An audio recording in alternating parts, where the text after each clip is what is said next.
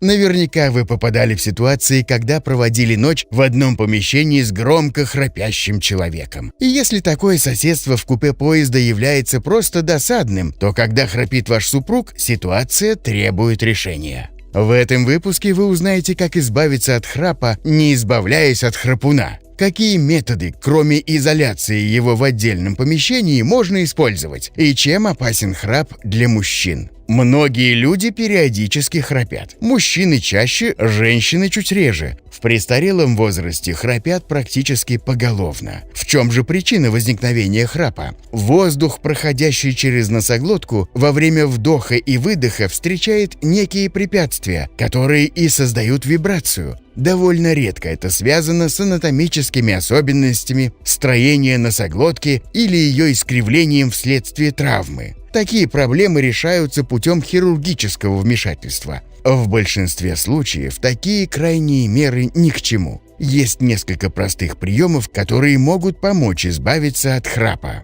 Первое, что стоит попробовать, это не спать на спине. Именно в таком положении люди храпят чаще. Иногда бывает достаточно попросить храпящего человека перевернуться на бок, как тут же храп прекращается. Довольно оригинальным, но действенным выходом будет вшить в воротник пижамы какой-то объемный предмет, например, теннисный мяч, который сделает неудобным сон на спине. Неудобная или старая подушка порой может провоцировать храп. В старых перьях могут размножаться различные клещи, продукты жизнедеятельности которых вызывают аллергию. Посмотрите на вашу подушку. Возможно, пришла пора сменить ее. Попробуйте специальные ортопедические подушки. Они удобны и оказывают дополнительную поддержку для шеи. Частой причиной храпа является алкоголь. Под его воздействием мышцы гортани излишне расслабляются, теряют тонус и препятствуют свободному прохождению воздуха. Понятно, что все, кто следит за своим здоровьем, контролируют периодичность возлияний и количество выпитого алкоголя. Но если человек принимает алкоголь регулярно и громкий храп стал обычным состоянием сна, пора бить тревогу и принимать меры.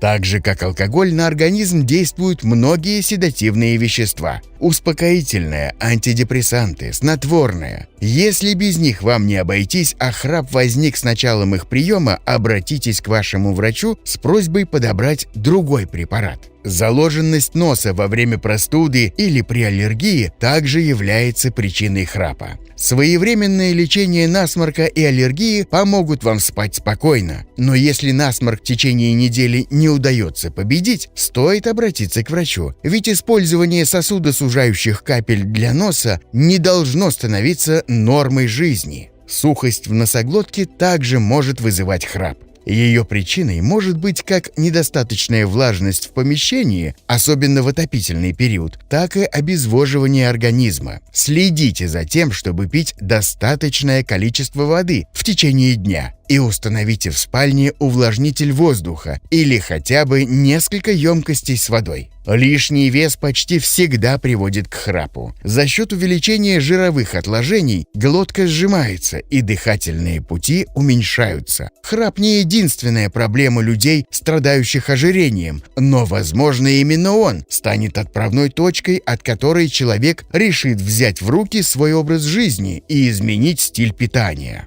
К сожалению, с возрастом храп становится верным спутником многих людей. И связано это с естественной потерей тонуса всего тела и гортани в частности. Но любые мышцы откликаются на тренировку. Для мышц шеи и мягкого неба полезно пение и специальная гимнастика. Смешное упражнение с высовыванием языка как можно дальше и удержанием на несколько секунд в таком положении тренирует мышцы гортани.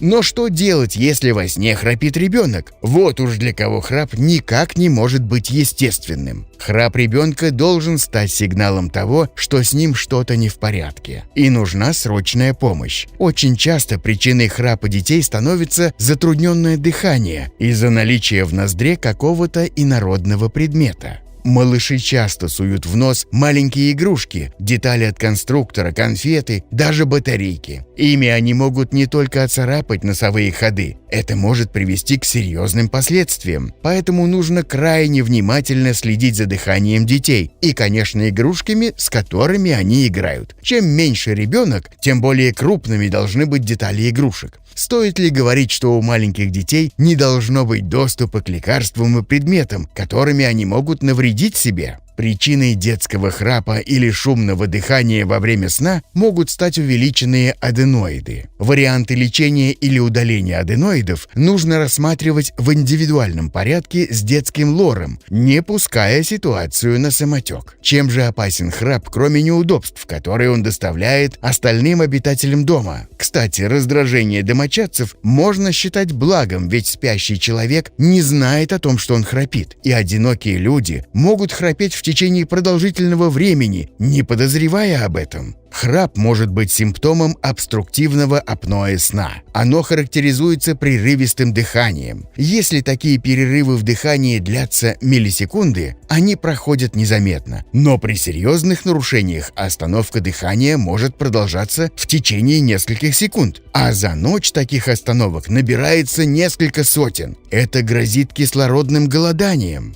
Мозг, испытывая недостаток в кислороде, пытается разбудить спящее тело, для этого повышая артериальное давление. Таким образом, храп может стать причиной гипертонии и сердечно-сосудистых заболеваний. Кроме того, при недостатке кислорода сон становится беспокойным, поверхностным. Человек не высыпается. А если это состояние становится хроническим, это приводит к сложностям с концентрацией внимания, рассеянности и вялости. Проявляется раздражительность и агрессия. У человека, который не высыпается, накапливается усталость. Общий фон настроения понижается, может возникнуть депрессия. Австралийские ученые провели исследования среди здоровых людей и людей, страдающих апноэ, и пришли к выводу, что у последних из-за кислородного голодания разрушается серое вещество мозга в тех областях, которые связаны с памятью о самом себе. Более 80 добровольцев с ОАС не смогли вспомнить многие моменты из детства, тогда как у большей половины здоровых людей сложностей с этим не возникло.